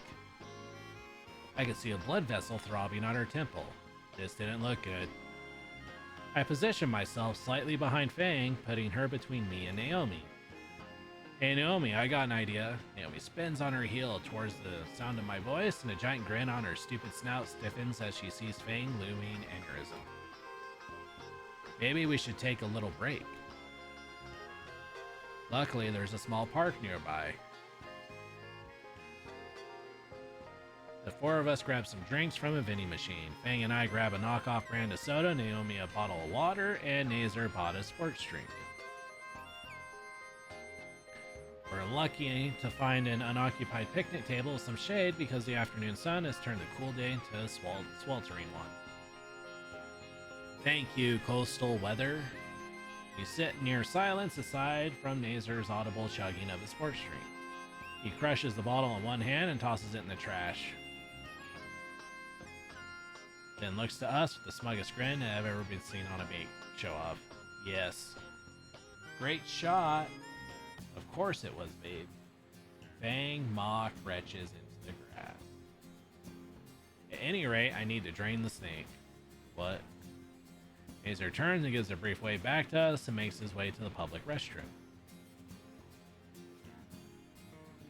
His double entendres are always so clever. Fang slaps a hand over her eyes. I need to go too. What, something the matter? Monthly problems. Do you have everything you need? I have some extra stock. I have regular plastic scented. Oh, what diameter? Shut up now. Fang stomps away to the bathroom, leaving just me and the apricot ass pain. And me. Do you need to use the restroom as well? How tempting. Well, now that you mention it, I sense it's just the two of us been wanting to ask for a while. How things going with Fang? Has she been well? Is there anything wrong? Shouldn't Nazer know? Yes, Nazer knows, but I figured I'd ask you as well. Since the two of you spend so much time together and all, I hear Nazer talking all the time about how worried he is. He's such a good brother, isn't he? I'm just going to start filtering her. I just get so worried for her sometimes too. Fang can just be so antisocial, you know? She's always avoided me. I never get a read on how she feels, like when she's feeling upset a month or so ago. Or just after that concert she gave before winter break. After winter break. Wait, rewind a bit. How do you know about how Fang felt sad a month ago? Oh, Nazer told me. The fuck is up with her? Then why ask me? You keep on asking that question. You keep on dodging that question. What am I dodging? Fang clearly doesn't like you. You say so yourself. Yet you keep asking me about her. When you can just go to Nazer. Fang is his sister after all. Of course, it's just like I hear from you about her. Why me though? I don't know anything about her. Nazer knows Fang way better than I do. Because you two have been getting so close, you're even on a date right now. Naomi's pupils dilate and her eyes dance away from me. In fact, you two make the cutest couple, ha ha ha. It's the first time Naomi's looked anything other than happy. Are you up to something? But why would I ever be up to something? Because you're not making any sense. Nazer knows her better than anyone else, but every time we talk, you bring Fang up. Why? I have every reason to care. Why? Because... Why? Because Nazer wants to make Fang happy, and so do I, of course. Naomi's laugh is hollow, her eyes shifting side to side. I was only doing what I thought was best for both her and you. Wait. The first time I saw you sitting on your own in that dirty old bench, you looked like you needed someone to lean on. No. And with Fang, I think back to all the times that this beige bitch had asked me about Fang. What a great opportunity for real friendship. I'm so happy for you. Is there anything Fang needs in trying times its new friends talk to? This entire time, wasn't that Nazer's sister? How wonderful that you're making friends. Tell me everything. What are you and Fang talking about? I want to know all about it. Fuck, how didn't I notice? Sorry, did I help? Sorry, but I did help with Anna on Picta's electives. Yeah. You're her little pet project and she made sure you ended up in all the same classes. That fucking bitch. You can't thank Naomi that you got off of campus beautification. She was quite adamant that it'd be more constructive than homeroom. This entire time she's been pushing me closer to Fang. I must be the biggest fucking idiot. Anon, you're spacing out. She played me like a goddamn fiddle. Did I miss something? I looked at Nazar, who's completely clueless to what Naomi has been doing for the past month. Just like I was. What would he do in this situation? He's the Boy Scout here after all. Fitting that the moral compass has a literal compass for a head. I'm part of someone else's plan. Nothing I've done in the last several months was a conclusion reached on my own. Are my feelings for Fang also just a tool for Naomi? What do I even do here? No, if you're happy, you're happy. Wait for Fang. No. It doesn't matter if my feelings are being used. They're still real for me, yes. Happiness is happiness. Right now, that means helping her find a venue, even if it means being around the Coral Cunt. Hey Naomi, did you know that 13% of public restrooms, Nazar babbles with Naomi while we wait for Fang. Alright, I'm done taking a dump or whatever. Let's go. Wait, why do you smell like smoke? I went for a Hong Kong for a bit. Let's go. You know you're not supposed to be smoking, Fang. Just drop it, dork. You'll see bringing up that leopard mankini you have in your closet. Nazar scan turns a noticeably lighter shade. That the only thing in the closet? Oh, a fucking course not. He's also got his paint. Why don't we continue on now? Wait. I'm gonna stop you right there. Why don't we continue on now? Naomi is holding a handkerchief to her nose with a prominent splotch of red that's steadily growing. Finally.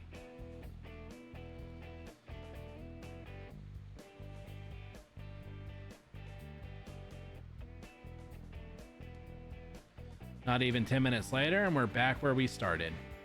Isn't this one perfect? The stage is so well lit, and Fang seems seconds away from a successful recreation of Jin Qi's assassination of King Xing. I know it's wrong to poke a hornet's nest, but Fang, you alright? I hate everyone here. Ah, well then. Fang's about to commit homicide. I should ask Nazar to just split off for a second. Naomi would back me up if I convinced her I'm not taking Fang out of a D event. I really don't want Naomi's help though.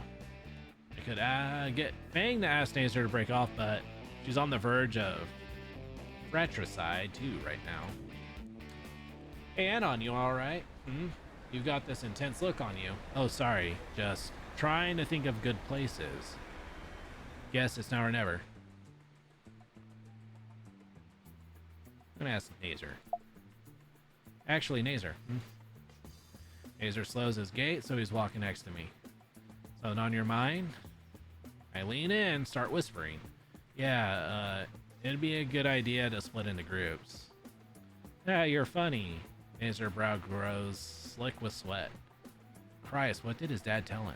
This is gonna be difficult. Take a look at her, man. You know she doesn't get along with Naomi. His eyes shift back, catching sight of Fang's poorly withheld anger. Ugh. It's only a matter of time before things get nuclear. And as much as I'd find a catfight amusing, neither of us want to see Fang and Naomi duke it out. Be that as it may, we still can't split. I'm supposed to be keeping an eye on you two right now. What are you whispering about? Raptor Jesus fuck. Naomi has circled around behind us and pokes her head between Nazar and I. Don't worry about it, babe. Anon just wanted to split the group for a bit. That's a wonderful idea. But babe, you know I'm supposed to. I think you should trust Anon a bit more. Do you really think I'm the frisky type? Nazar looks at me for a moment. Yes. Wow. It's true. I mean, A, go fuck yourselves. B, I'm not some degenerate. Still, despite his looks, the Anon, and I know, wouldn't end up doing anything weird. You really think so? Sure. You promise to not make it weird or anything, right? I what? Whatever, no, of course not. Seems it's settled then. Come on, Azer, we'll go look for on the east side of town. Alright. I trust you, Anon. Naomi grabs Nazer by the arm and leads him around a corner and onto another street.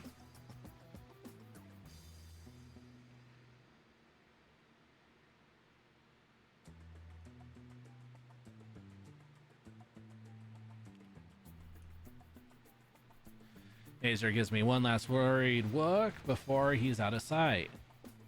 What are you three huddling on about? We're gonna make out so hard, Fang. We got your brother out of the way. Fang was walking behind us the whole time. I didn't notice. Oh, I was just getting rid of them.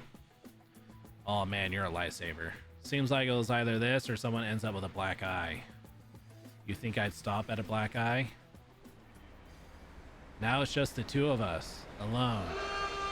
Oh, there's the alarms again. I think I finally start tuning them out, though.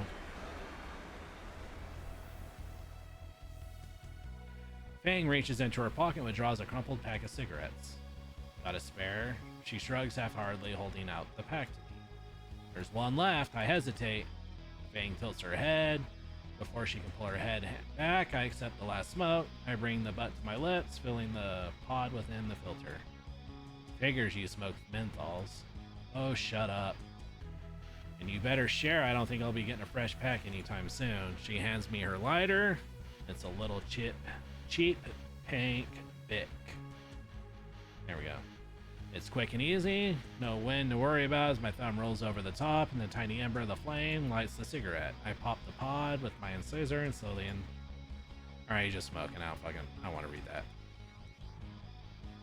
Alright, cherry at the end burns dimly as I tap. Excuse me. Smoking is a serious, unhealthy habit. Ah, pussy. It's your last one. Want to savor it. I hand her back the cigarette. It's not an indirect kiss or anything like that, I chant as a mantra. Her drag is harsher, burning up twice the amount. She blows out a hazy ring one after another as if signaling an indigenous raptor tribe. Trying to show off now? Bet you can't do it. Fang grins as she hands me back the stick. You he said it. It's still good, man. The filter feels most moist between my index and middle knuckle. I bring the smoke back to lips, trying to ignore the wetness of it. I draw in even more, burning up another quarter of it. I can feel my skin prickle as I exhale a thicker fog. I don't know whether it's because the nicotine or whose lips I imagine I taste. Fuck. Ah, called it. Yeah, I can't. Fang's tail ticks a steady rhythm like a metronome as she takes one last long drag. She blows out a thick cloud and drops the stump on the ground. I stamp on the stub before she can, giving it a solid twist before kicking a dead end into the street. So well, now what? I think I know where we can look. Please tell me it's not that shitty promenade place. Nah, it's Little True. Where? Little Trodon. It's near enough that we can walk there. Why didn't you mention it before, Naomi? Ah. Fang leads the way, navigating us away from this overly expensive part of town. Little Trodon is completely unlike the rest of the city. Instead of skyscrapers and glass buildings, the whole place is a series of interconnected alleyways forming a plaza. Mostly booths for scamming vendors, but every now and then an actual building can be seen.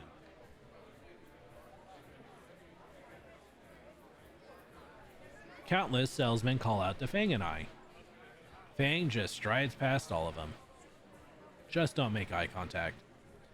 She must know the place.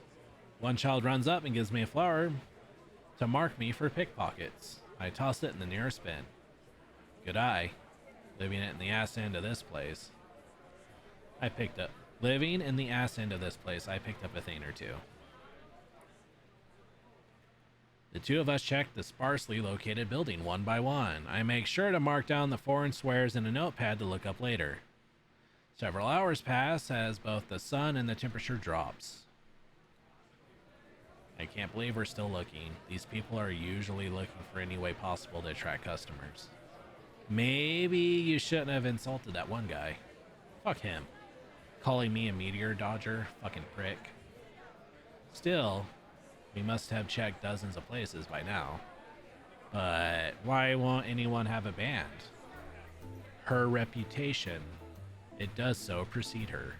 Fang's pupils contract. Not this again. Her. You people are the same, thinking that you have to go off. Fang. What? As you can see, her reputation does precede her. Choke on a platter of cocks. Everyone here knows of her, especially of her family. A full platter stack high. I look at the... What the fuck am I looking at? Do you not think thoughts you cannot perceive? Raid's uncle, then. The uncle you seek is elsewhere. What? Yes, I know of that, which you, oh so desperately seek. What you know, a venue where... But first, the ritual that must be conducted. Finally, progress. No way. Tell us. Anything to get away from this guy. We will partake in the ancient humiliation that has slain my entire lineage. Even my own family oft in this deadly sport before I was even born.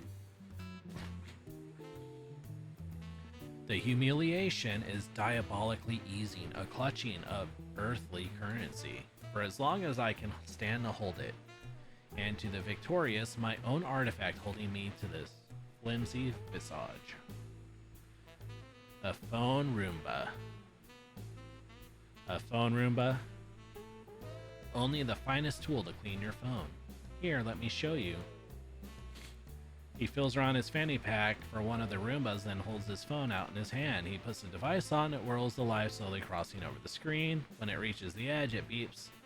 Turns around, making a return trip. After a few trips, the merchant turns the Roomba off and gives us an expectant leer. I just used my shirt, though.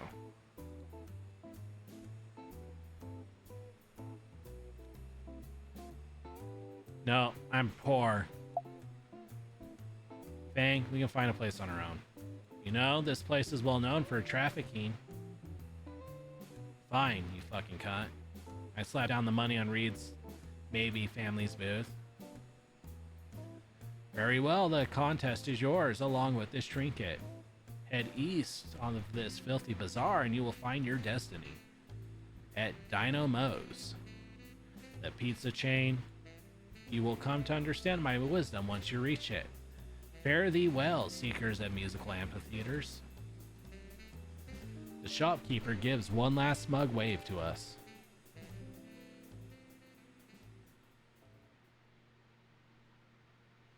I motion for Fang to follow and start heading in the direction the shopkeeper showed us.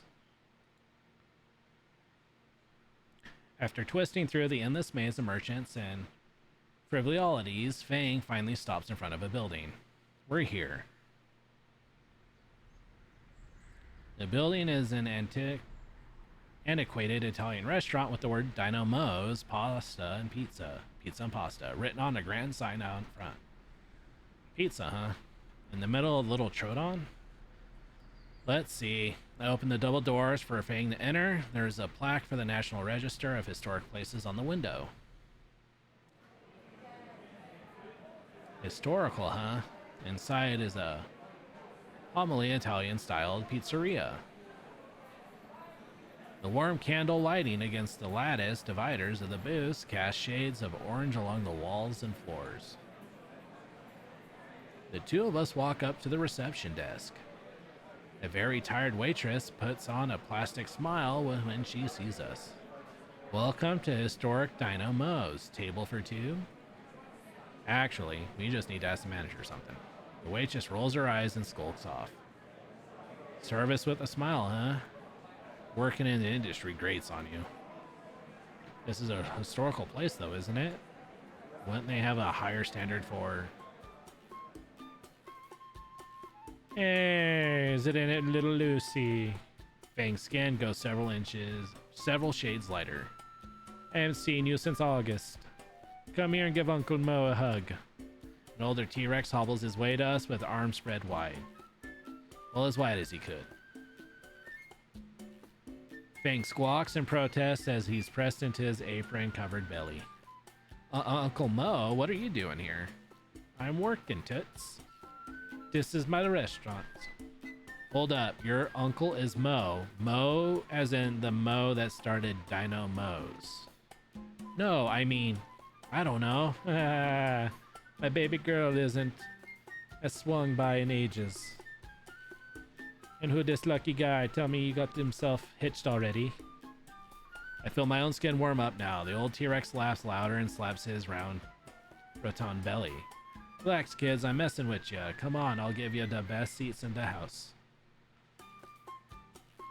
Mo wraps an arm around each of our shoulders and drags us through the restaurant to a cozy yet dark, sequestered away from the rest. We're shoved into the seats, and the owner/uncle bends over the table to light the sole candle there. I'm having a candlelit dinner with Fang now. The hell is happening? No way, you two. Now you twos wait here while I make my little princess's favorite pie. On me, of course. Mo proceeds to saunter off, pushing through the double doors that probably led to the kitchen. I look over to the candle to Fang. She looks how I feel at the moment. Lost and confused. What just happened? I don't know. So, thought, come on, Anon, you can do it. We were part of the team that kicked Reddit's ass in Claws of Duty Jurassic Warfare. Is that really your uncle? No, he's just a good family friend. My dad goes bowling every Thursday with him. Sounds fun. You ever go along? Not anymore. All that sportsy stuff doesn't appeal to me. Besides, I have school and band stuff to worry about. Not to mention my dad's a bit of an asshole. The image of the golf club comes to mind. You don't say. Uh-huh. Whenever I'm listening to my music at night, he always yells through the door about audible bowel movements. Honestly, do you blame him? Fang smirks. Maybe not. My dad isn't even really there most of the time. When I do interact with him, it's just these huge orders about what to do with myself. You're going to camp, you're going to Brazil, you're going to some coastal town for half a year. Then again, the last one was my fault. Sounds rough. What about your mom? What about her? Pretty standard mother, a bit naggy. She always tried to dress me for school, so I look like the biggest dork ever.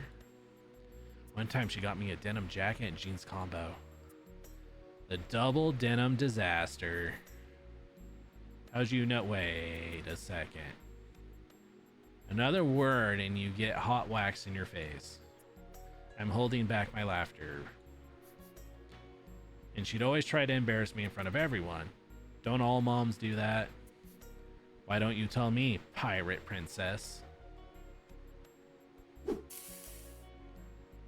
You know, the hot wax really only hurts for a few seconds. That cute look of surprise, though, lasting for eternity. Breathe a word of that to anyone and this candle's going up where the sun don't shine.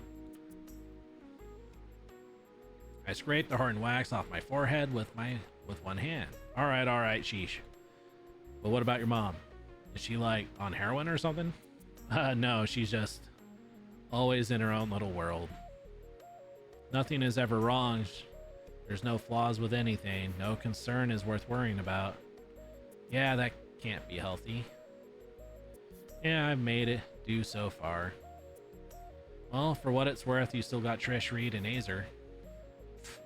Yeah, the only one whose horn is more important than finding a place, my shitty baby brother in Reed. Fang groans as she leans back in her seat. The new guy is the only one I can rely on. My life sucks. I don't know. We haven't found a venue and our show's in a week. God, fucking Naomi, fucking dad. On the flip side, we're getting some of your favorite pizza at one of the pricier Italian places around for free. But the venue, we still have time. So pizza first, and we find a place. Someone say pizza. Someone order a fucking pizza. Mo slides a large pizza onto the table in front of us. A pizza with extra sausage, anchovies, pepperoni, and ham, also known as Mo's Original Meteor Pizza, Lucy's favorite. I go by Fang now, actually. Whoa, the youth are getting uppity with me. Trying to make old Mo confused, you punk? He gives Fang a light noogie. So what are you punks up to? Actually, Mr. Mo, we were gonna ask. Mr. Young Punk, you don't need to be so formal. Oh, fuck my head. You youngins, I heard you talking about your parents. Oh man, here comes the lecture. You know the best part about being young is? Mo. We got a code K on line 1. Ming hangs his head in despair. Hold that thought, kids. I've got the pissed off mother to deal with. Mo stomps away to the reception desk, leaving Fang and the pizza with me. Hey, free food. Fang piles 3 slices on a plate, catching a few of the anchovies before they slide off. Think I'll take one. I'd rather not get heartburn at 18. Man, this place sure isn't historical for no reason. Even something as ridiculous as this tastes phenomenal. Good thing it's free. I'd be willing to pay a premium for this stuff. Kicks Comet Pizza's ass any day of the week. It really hooks you in, don't it? Oh, I didn't realize I was in my own world for a bit. Yeah, it's real good. She's already down 2 slices. Shame I have to limit myself around the good stuff. Fang picks up her last slice, tosses it upwards, and snap it out of the air in one bite. Whoa, cool trick. Do you do that at parties? While she raises her middle finger at me at the remark, the grin on Fang's face says it's more about humor than malice. You gonna finish that? I look at my half-eaten slice. I guard my hoard with an arm bulwark. Mine. Didn't want it anyway. Mine. I'm quick to finish off my slice to keep it to myself while Fang goes for her 3rd helping. The pizza doesn't last, sadly, as we continue to take slices. Its life is ended in a matter of minutes when otherwise I would have committed posticide in an hour. By the time I'm satisfied, enjoying the feeling of it, the itis. Ah, Uncle Mo knows just how to make it. Your uncle's pretty cool.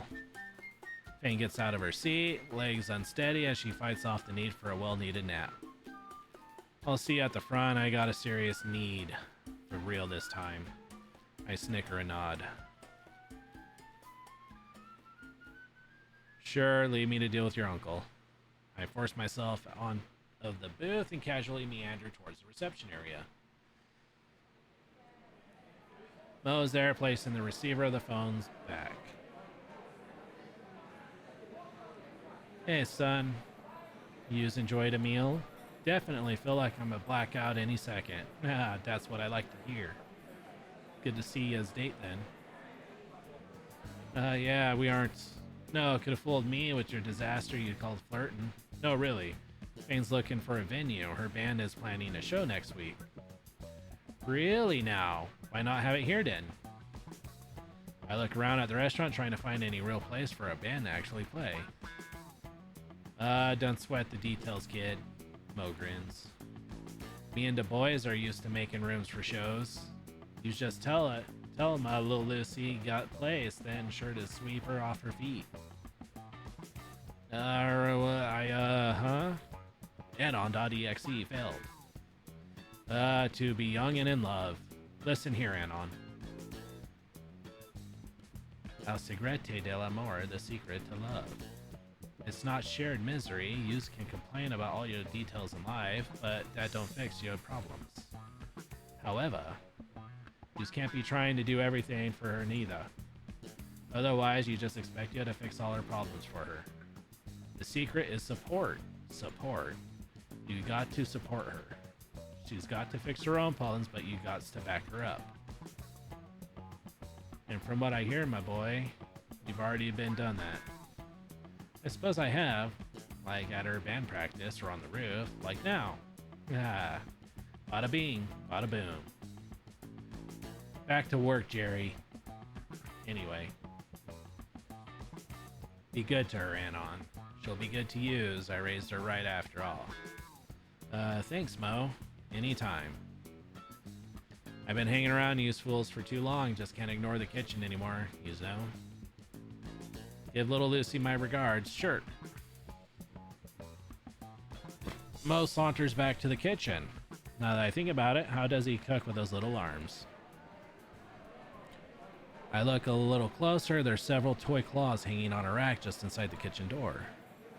Somehow, I don't think that was something I was supposed to see.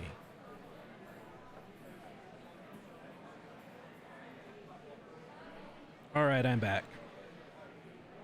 Let's hit the road. Maybe we'll find somewhere to play before sundown. Actually, we really don't. Fang freezes in place. How? Your uncle. You asked Uncle Mo if my band could play? Yeah, he seemed pretty excited about it. He's got a stage ready and everything. Fang still isn't moving. Did I do something wrong?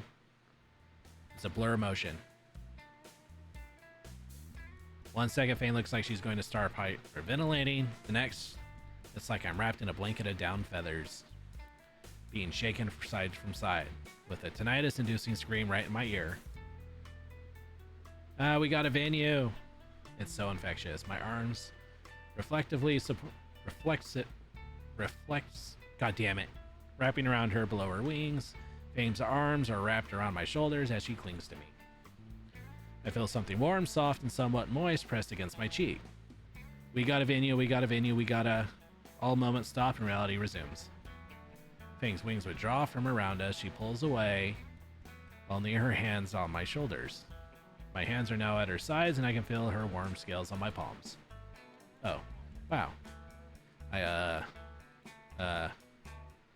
It's the sound of clapping that causes us to jump, face bright red, and breathe rapid. Back at the kitchen doors, Mo clapping loudly with his minuscule arms. I'm suppose we, call Nazer? Yeah, tell him. Yeah, right. Totally. Room drama's got a venue.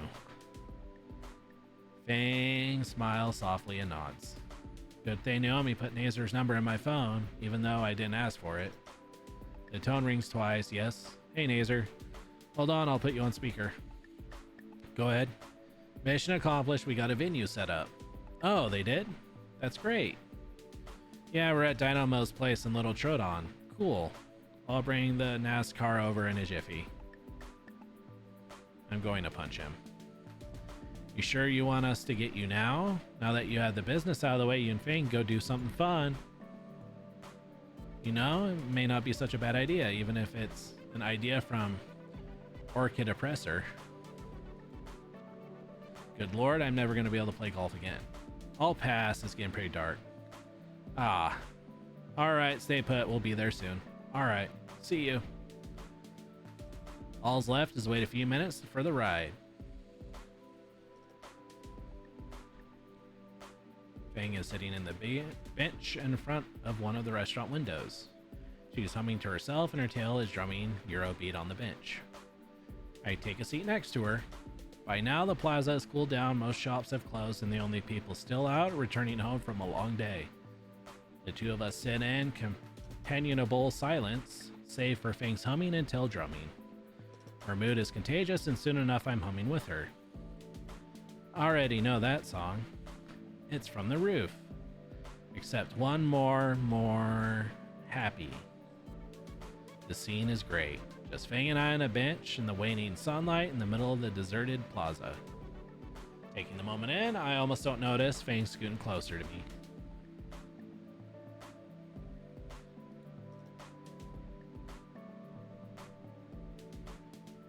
Alright, that's it there. We save there, and that's the night.